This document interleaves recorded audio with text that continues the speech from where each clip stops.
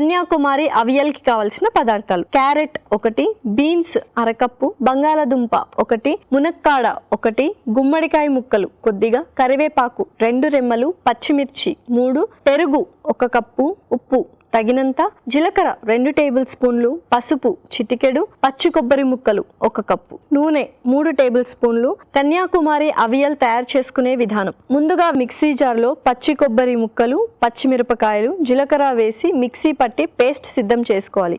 ఒక పాన్ లో నూనె వేసి జీలకర్ర, కరివేపాకు, ఉడికించిన బీన్స్, గుమ్మడికాయ ముక్కలు, క్యారెట్ ముక్కలు, బంగాళదుంప ముక్కలు, మునక్కాడలు వేసి వేగనివ్వాలి. దీనిలో పసుపు, తగినంత ఉప్పు, ముందుగా సిద్ధం చేసుకున్న కొబ్బరి పేస్ట్ వేసి కొద్దిగా నీళ్లు పోసి ఉడకనివ్వాలి.